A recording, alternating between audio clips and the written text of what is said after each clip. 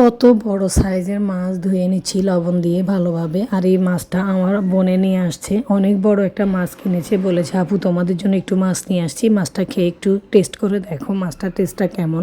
তো hello everyone, আসসালামু আলাইকুম, ওয়েলকাম করছি মাই নিউ ব্লগ আমার সংসার। কি অবস্থা, কেমন আছেন সবাই? আলহামদুলিল্লাহ, আপনাদের দোয়ায় আমরা সবাই ভালো আছি। আর এই মাছটাকে আজকে আমি একদম ভাজবো না, মশলাকে কষিয়ে ভালোভাবে, তারপর মাছটাকে ভালোভাবে কষিয়ে আমি রান্না করব। যেহেতু এটা জীবিত বড় সাইজের মাছ, কষিয়ে রান্না করলে অনেক টেস্ট হবে, মজা হবে।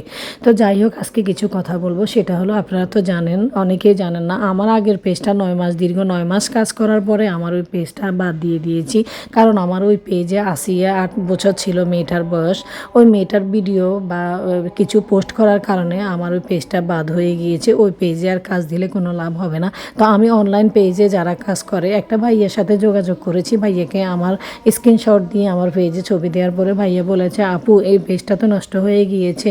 আর একটা কথা হলো যে ফেসবুক এমন একটা প্ল্যাটফর্ম, সেখানে ফেসবুকের গাইডলাইনের বাইরে কোনো কাজ দেওয়া যাবে না। যেটা ফেসবুক থেকে নিষেধ করা, সেটা যদি আপনি দেন একবার, দুইবার, তিনবার, পরে একদম আপনার পেজ অফ করে দিবে, ভিডিও দেওয়ার সুযোগ থাকবে, তবে কোনো ইনকাম আসবে না, কোনো কাজ দিয়ে কোনো লাভ হবে না। তো যাই হোক, এই তো ভালোভাবে মাছটাকে কষিয়ে নিচ্ছি। কষিয়ে নেওয়ার পরে আমি একটু রান্না জল দিয়ে দিয়েছি। আর আজকে রান্না করব হলো লাউ দিয়ে মাছের মাথা।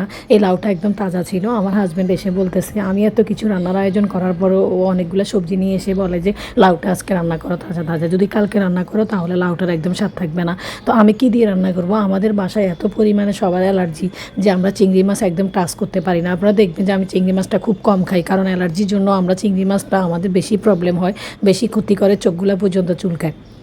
তো যার কারণে আমার তো সবসময় জীবিত মাছগুলো থাকে বাসায়। তো আমি একটা বড় মৃগেল মাছের মাথা দিয়ে আমি লাউটাকে রান্না করব, সাথে পালং শাক থাকবে। এত কিছুর পরও ও আবার বলতেছে শাকটাও ভাজি করো, আমি আজকে শাকটাও খাবো।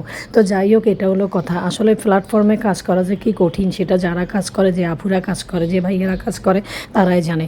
আর আমরা কাজ দিতে দিতে দিতে দিতে এত পরিমাণে ক্লান্ত হয়ে যাই, বয়স দিতে দিতে এত পরিমাণে সময় নষ্ট হয় যে সংসারে তো আমাদের আরও অনেক কাজ থাকে, সেগুলো করার সময় পর্যন্ত আমরা পাই না। তবুও এখান থেকে যেহেতু আমাদের একটা ইনকাম সোর্স আছে, যার কারণে আমরা এটার পিছনে লেগে থাকি।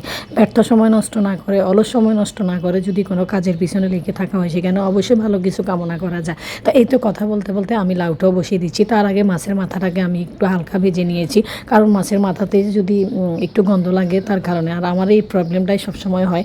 আমি মাথাটাকে হালকা ভেজে নিয়েছি, জাস্ট একটু তেলের মধ্যে উল্টিয়ে পাল্টিয়ে নিয়েছি, তারপরে মশলা দিয়ে সেখানে আমি কষিয়ে নিয়েছি। মাথাটাকেও আবার ভালোভাবে কষিয়ে নিয়ে তারপর কষানো হলে আমি লাউটা দিয়ে দিব। আর লাউটা আমি যেহেতু তাজা, একদম পানি লাগবে না। আমাদের ঢাকাতে দেখা যায় কিছু কিছু লাউ আছে একদম গরুর মাংসের মতো জোশ নাই, মানে সিদ্ধ হতে চায় না, পানি দিতে দিতেও সিদ্ধ হয় না। আর যেসব লাউগুলো বেশি সিদ্ধ লাগে, সেই লাউগুলোর একদম টেস্ট থাকে না। পাশের চুলার শাকটা আমি একটু হালকা ভাপ দিয়ে নিব, মানে একদম সাথে সাথে ধুয়ে আমি বসাই না, একটু ভাপ দিয়ে, পানি থাকলে পানি থাকে, না হয় ছেঁকে নেই, আমি এইভাবে শাক ভাজি করি। আর এখান দিয়ে লাউটা একদম তাজা, যার কারণে আমার ঝোল দিতে হবে না। এই অল্প ঝোলের মধ্যে আমার লাউটা সিদ্ধ হয়ে যাবে। আর আমি একদম অল্প ঝোলের মধ্যে, মানে যে পানিটা বের হয়েছে ওই পানির মধ্যে আমার লাউটা সিদ্ধ হয়ে গেছে। এত মজা হয়েছে। আর লাউটা একদম দেশি লাউর মতো একটা ঘ্রাণ, মাটি চুলা রান্না করলে যেমন একটা টেস্ট, ঠিক সেরকমই টেস্ট। আর কালারেই তো বোঝা যায় যে লাউটা কতটা টেস্ট হবে বা কতটা মজা হবে। আর আমার কষানির মধ্যে লাউটা একদম নরম হয়ে গিয়েছে। আর এখান দিয়ে আমি শাক ভাজি বসিয়ে দিয়েছি, এখানে বেশি করে পেঁয়াজ আর রসুন কুচি দিয়েছি।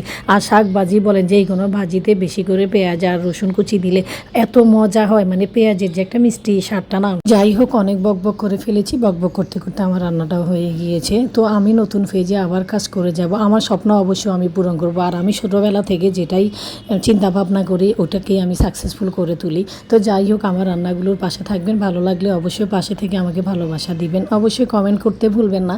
আর আমার রান্নাগুলোর পাশে থেকে আমাকে দেখে যাবেন। আসসালামু আলাইকুম, থ্যাংকস ফর ওয়াচিং, আল্লাহ হাফেজ।